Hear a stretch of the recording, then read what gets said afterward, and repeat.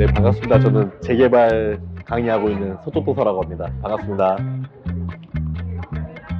일단은 윤석열 정부나 뭐 오세훈 서울시장이 정치적으로 얘기를 했을 때 대놓고 서울에서 개발을 한다고 했었고, 앞으로는 개발을 안 하면 노후가 된다는 건데, 서울에서는 재개발 재건축을 안 하면 결과적으로는 다 늙어가는 거기 때문에 새 아파트가 지어지려면 결과적으로 재개발이 가능한 땅들을 찾아서 해야 되기 때문에 어차피 서울은 더 발전할 수밖에 없을 거라고 생각을 하고, 당연한 지금 수준의 결과라고 생각합니다. 그래서 앞으로도 계속 재개발에 대해서 서울이 좋아지는 이런 정책들은 나올 거라고 생각을 합니다. 저도 앞으로 추가 분담금이 높아질 거라는 건 동의를 하고요. 당연히 인건비가 오르고 자재값이 오르니까.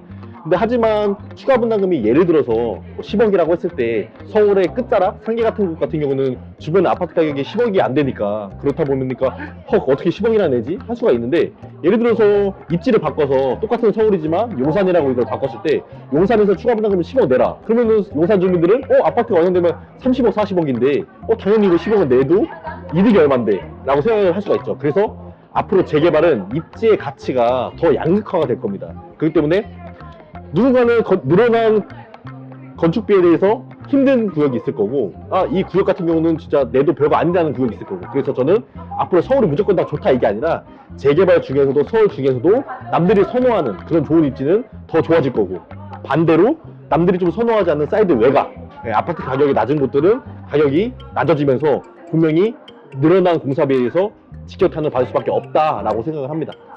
재개발 같은 경우는 뭐 투자 금액으로만 당연히 돈만 있으면은 당연히 제일 좋은 곳은 이제 한강변에 위치한 한남 뉴타운, 제일 좋은 곳 당연한 거고요. 그 다음은 당연히 이제 성수 한남 옆에 붙어 있는 건데, 우리나라 서울에서 가장 재개발 원투가 바로 한강변에 붙어 있다는 포인트를 갖고 있고요. 그리고 세 번째로 꼽는 것은 아무래도 이제 흑석 이렇게 3대장으로 뽑을 수 있을 겁니다. 그 옆에 노량진 바로 따라오고 있고요. 네, 이렇게 볼 수 있을 것 같네요. 수도권에서는 어디가 제일 앞으로 천지개벽할 거냐면은, 저는 앞으로 좋아지는 곳이 서울 중에서도 이제 가장 개발 호재가 많은 용산은 당연히 누구나 이제 아실 거고, 그리고 강남 좋은 것도 누구나 다 아실 거고요. 그러면은 이곳들과의 접근성을 따져야 되는 건데, 그랬을 경우에 그렇게 재개발로 해서 앞으로 수도권에서 천지개벽할 동네는 바로 성남입니다.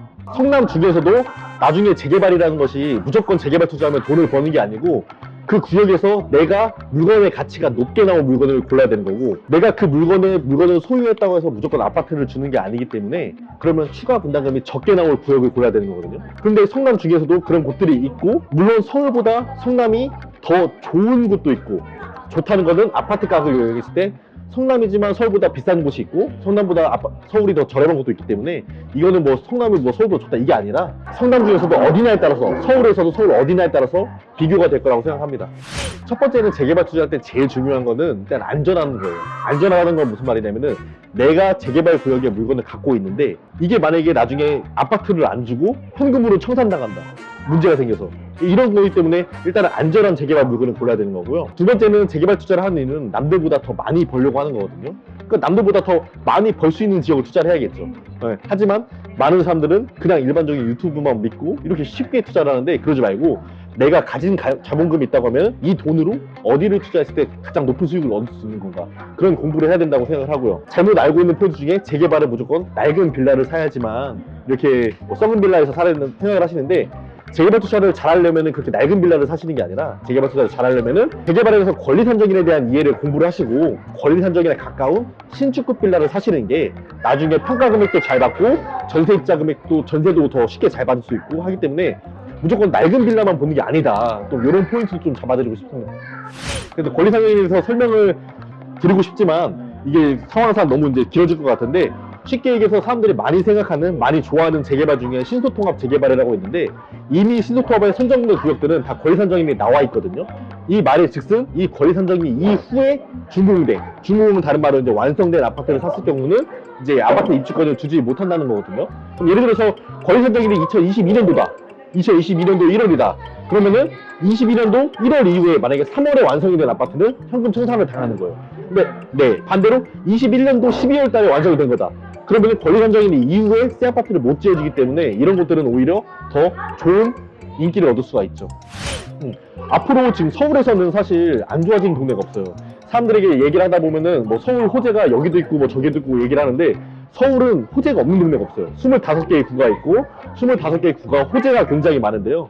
그 중에서도 가장 높은 곳에 있는 곳에 들어가야 되는 거고, 네, 그렇다면 그곳은 많은 관심들이 갖고 있는 것은 이제 용산인 거고, 그 다음에 사람들이 많이 갖고 있는 것은 한강변인 것 같습니다.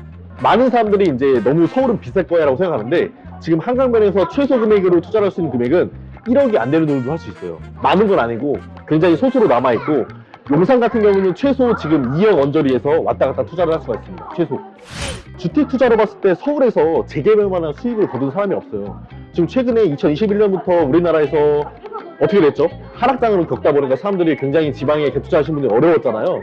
근데 저 같은 경우는 3년 전에 투자한 물건이 하락장을 맞았는데도 굉장히 높은 수익을 거뒀거든요. 네, 이런 것들은 제가 어디 투자했는지는 강의에서 다 수강생들에게 공유를 하고 있고요. 그렇다 보니까 자기가 아는 만큼만 보이는 것 같아요. 하락장에서도 재개발로도 충분한 수익을 낼 수가 있고, 그러려면 내가 어떻게 그런 물건을 찾는지, 어떤 구역이 과연 새 아파트로 변할 자리인지. 사람들은 빌라 투자하면 안 된다, 빌라 투자하면 안 된다 말씀을 하시잖아요. 그러니까 서울에서 정확히 빌라를 투자를 해도 되는 구역이 있고, 투자를 절대 하면 안 되는 구역이 있거든요. 투자해도 되는 구역은 어떤 구역이냐면은 새 아파트로 변모할 구역. 빌라라는 자체로 보지 마시고 새 아파트를 줄 수 있는 권한이라고 보시고 투자하셔도 되는데, 말 그대로 재개발의 요건을 갖추지 못한 곳, 이런 것들은 10년, 20년이 지나도 그냥 빌라로 썩어가는 거기 때문에 이런 것들은 수익률이 낮을 수밖에 없는 거죠.